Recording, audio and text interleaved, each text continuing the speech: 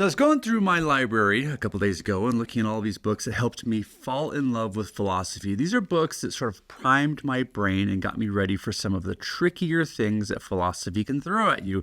If you've always wanted to get into philosophy but don't know where to start, I've put together a list of 9 books that will help you do so. Let's get into it. Hey friends, welcome back to the Read Well podcast. My name is Eddy Hood, and today we're talking about philosophical books. Now, some of these are contemporary writers. Some of them have been around for a couple hundred years, but the goal is that they are somewhat easier and simpler for you to get into, because if you want to start reading philosophy and maybe you've gone to the bookstore and you've gone to the philosophy section and you opened up something, read a paragraph, and just felt like you were swimming in primordial soup because it's so convoluted and complex, I totally understand you. I completely get how you feel. And these books will help you bridge the gap from where you are to where you want to be. Now, I'm having this conversation today because last night in my book club, we're reading this really great book right now by Dr. Robert Sapolsky called Behave. The subtitle is The Biology of Humans at Our Best and Worst. What he's doing in this book, and this is not one of my 9 book recommendations, we're just setting the stage here. But last night, one of the book club members made a really great comment, because in this, we were talking about how our brains remap, how neurons literally remap to help us sort of get good at the thing we're doing. Perhaps you're learning how to play the piano, or maybe you're learning how to draw. Over time, as you work on that skill, your brain will begin to remap connections so that it can better process and help you do that thing well. We got talking about how books themselves probably are quite a good tool for helping you remap your brain.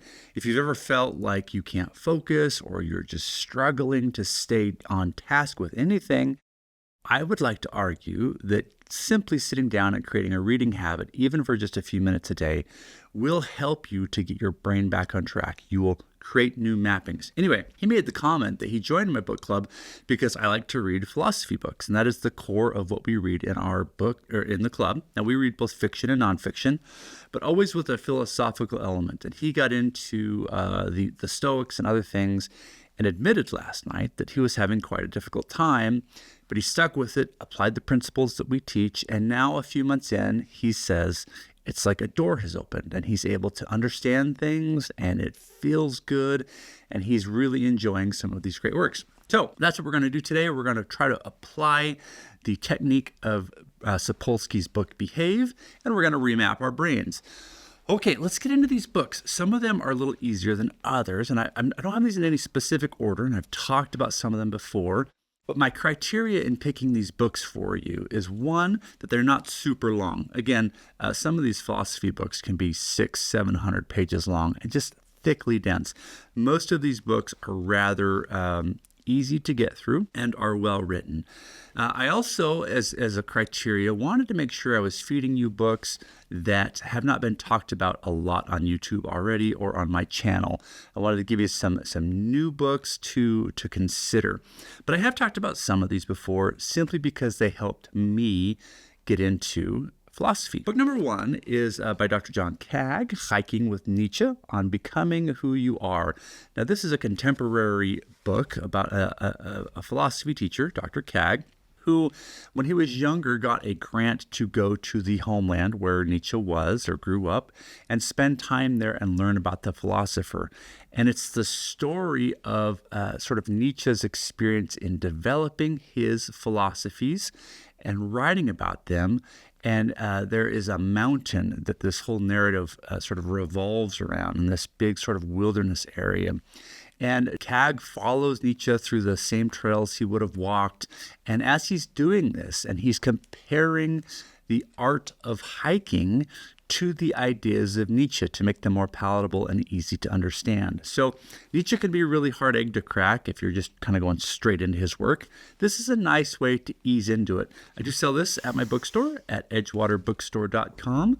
And if you decide to pick it up, go the channel of Bone and grab it there rather than on Amazon. Support the small businesses. Anyway, that's my commercial. Okay, the next one is just a fantastic little book on that will sort of get you into Eastern thinking or philosophy, if that is your cup of tea. I find it fascinating how different Western theology, or not theology, Western ideas to Eastern ideas can be. And I think they both have merit. I don't think that they've either that both of them have it completely figured out. We can learn from both. And I really like this tiny little book. It's called How to Eat by Thich Nhat Hanh. His name is spelled Thichnhathanh. How to Eat by Thich Nhat Hanh. And it's this beautiful little book that has these tiny little sort of passages that teach you how to eat your food. Now, he is a monk, and he goes through the concept of living life mindfully.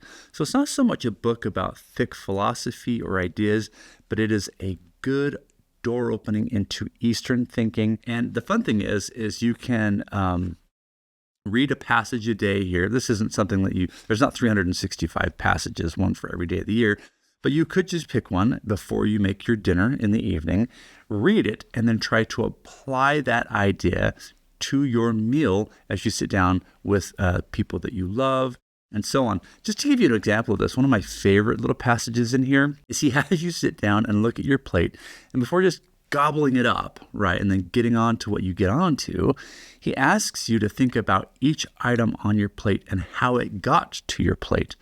All of the people involved in bringing that amazing meal to you, because you probably went to the grocery store to buy it. But in reality, there were farmers and just truckers and all of these people that got that meal to you. And without everybody's help, you would not be eating tonight, right? So it's just a beautiful way to be present, to be grateful, and so on. Now, Ryan Holiday is, everybody loves Ryan Holiday if they're into the philosophy thing. And this is the first book of his I read. It is still my favorite. The Obstacle is the Way, The Timeless Art of Turning Trials into Triumph. This book has helped me probably the most in terms of my business and applying philosophy to business. But it's not a business book. It's a book, again, about personal trial and how to overcome them. And running a business is just full of trials. So it really helped me. I read this book a long time ago and really tried to do my best to apply it. If you know anything about Holiday, he talks a lot about Stoic philosophy. And so that's a good gateway into that. A lot of people use him to get into Seneca and Marcus Aurelius and Epictetus and so on. But he's a contemporary writer. He's a fantastic writer. And if you're trying to sort of make the most out of life, check out The Obstacle is the Way. This book reads really well, and it's easy. Sophie's World. This is another book that I sell at edgewaterbookstore.com. And it's a wonderful book about a young, inquisitive, intelligent girl who receives mysterious mail through the mailbox, of course, from somebody called the philosopher. And he asks her questions about life and gets her to start thinking about things that really matter. And as she begins to think about these, throughout the correspondence, he teaches her the history of philosophy, going back from the very beginning of pretty much Western thought up through to more contemporary times. And it's a really great way in narrative form or fictional form to learn a little bit about all of the great thinkers and have a good time doing it. So Sophie's World is fun. It's an easy read, and you'll pick up a lot of sort of general knowledge about a lot of important people. We just finished Zen and the Art of Motorcycle Maintenance in my book club. Now, I wouldn't necessarily call this a philosophy book, although it does lean into some ideas from Plato. However, this is more a book about a gentleman who takes his son on a motorcycle ride across the country, and the concept of sort of how to think about something he calls quality with a capital Q. There's a lot in this book. It can be a little more confusing. I would say it's more confusing than the other books I've talked about so far. Is it my favorite philosophy book? No. What you need to understand when you read this book is that he is struggling not only with sort of himself and his relationship with his son as they're traveling across the country, but he has some mental illnesses that he's working through. And those illnesses sort of weave their way into the writing, which makes it a fantastically interesting read. But it can be a little confusing at times. So you have to just slow down and you have to sort of process it. But if you're looking for a book that's got some like road trip vibes to it, jumping on a motorbike and really trying to get quality built into your life, it is a nice book to attempt. And I will say this, it's very polarizing. You'll either love it or you'll hate it. Okay, we've got 4 more books here. These are smaller, thinner books, and they are a little more leaning into the bigger thinkers, right? These are books from the thinkers themselves. These other ones, again, are contemporary thinkers, talking about older people. All right, this first one is David Hume. He was a Scottish philosopher, probably one of the greatest Scottish philosophers ever. And this little book is called Dialogues Concerning Natural Religion. It's a tiny thing, I don't know, a little bit over 100 pages. And it's a fascinating idea here. It's really a dialogue between 3 people. You've got Dema, Cleanthes, and Philo. And Dema and Cleanthes both believe in God, but one of them takes an a priori stance about God. The other one takes an a posteriori stance about God. And then one of them does not believe in God. He's a skeptic. And so it's a conversation about the existence of God. Now, Hume was not a believer in God. And so his ultimate argument here mainly is that because evil exists in the world, that is a real problem. And so he's exploring the concept of why evil exists through these great characters, and it's just a whole lot of fun to read. Next is Boethius, the Consolation of Philosophy. This is grand. This is a little Penguin Classics book. You can buy it for, what did I buy this for? $16. That's a lot for a little tiny book, but it's a good book. It reads easy. This is why I like Boethius. It's something you can read without feeling completely overwhelmed. And it's a beautiful book about sort of that deathbed experience. And, we've got this guy who's in prison and he's about to be brutally executed. But essentially the night before, he's visited by Mother Philosophy and is sort of allowed to see what really matters and what doesn't, and so on. It's a nice contrast to Hume's book on the evils of religion, where Boethius looks at kind of more the other side, what you feel in that moment of crisis and sort of your connection with self, with God, with everything else. It's a beautiful book. The Myth of Sisyphus by Albert Camus. He's a French philosopher. This is our 8th book tonight. This is a fun book. I like Albert Camus very much. He was a great writer who fell into the school of existentialism, although he didn't always like to call himself that. He had some sort of confrontational moments, a lot of them actually, with the granddaddy of existentialism, Jean-Paul Sartre, but great writer. And the Myth of Sisyphus really stems into Camus' way of thinking, which for Camus, life was a little absurd, right? He wasn't a believer in God. He had some crazy things happen to him. And as he looked around, he's like, there's a lot of weird stuff happening. We are working really hard on this earth, and to what end, to what point? And there was a point in his life where he felt like life was just pointless or absurd or what have you. And then he wrote this book. And if you know anything about Sisyphus, this is the idea that a Greek, I believe Sisyphus was a Greek god, who got into trouble and was punished by other Greek gods. And his punishment was he had to push a boulder up a hill. And the moment he got roughly to the top of it, the boulder would, of course, roll back down. And he would have to continue doing this for time immemorial, right? Just continually, forever doing that. And Camus made the argument that life kind of feels like that. Like you're just always pushing a boulder up a hill, and it feels pointless, like pointless work, really. It's hard work. It's stressful work. But somewhere along the line, he argues that Sisyphus actually can lean into that rock and find value in that work. That although it's pointless work, there is value and beauty in that, and you can gain meaning from that and purpose from that. And it's just a great book on making sense of life. I also liked this one. This is our 9th book for today, and the final one. René Descartes, a discourse on the method.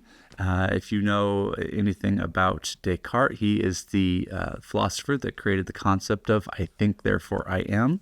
He's an interesting guy. This little book here talks about how he came up with that passage. I think, therefore I am is a large part of this. But here's the main idea. He's sitting in his home, and he is completely overwhelmed by the fact that he doesn't know what he knows. He can't quite figure out how to validate anything. So this is a conversation around epistemology, or the theory of knowledge. How do you know something? How can you trust that knowledge? How can you know that it's coming from a reliable source? And he came down to the idea, as he continued to question everything, that he couldn't He couldn't prove anything. He couldn't sort of rely on anything 100%. The only thing that he could prove was the fact that he existed here now and he was a thinking entity of some kind. Therefore, he existed, and that is sort of a heady concept, but it's an important one because from there he began to build his philosophy. So if you want to get into Descartes, this is a nice little book. It's tiny, it's thin, and the reason why Descartes matters is because everything before Descartes kind of leaned heavily one way, and then Descartes sort of was a pivotal point in philosophy and began to sort of lean away from traditional thinking and try to focus on the self and figure out what the heck is happening in here and how to live that life, right? So it's an interesting way to go about it. So look, those are 9 books that will help you hopefully get into philosophy. And I want to reiterate what I said in the beginning of this episode today, which is that in the beginning, it's going to feel like you're reading primordial soup. It's not going to make sense. Philosophy is not like reading Harry Potter or Cormac McCarthy or any of those sort of contemporary novelists that you're used to reading right now. It's definitely not going to feel like any of the nonfiction you're reading. It can feel dense, but it is worth it. And if you're like the wonderful book club member who last night mentioned that he just simply stuck with it, he kept showing up, took him about a month, but then his brain opened doors, and now this stuff is available to him. I can second that. Same thing happened to me. So anyway, I want to wish you the very best in your journey in philosophy. And until next week, as always, remember to read slowly, take notes, and apply the ideas. I'll see you all next time. Thanks for listening.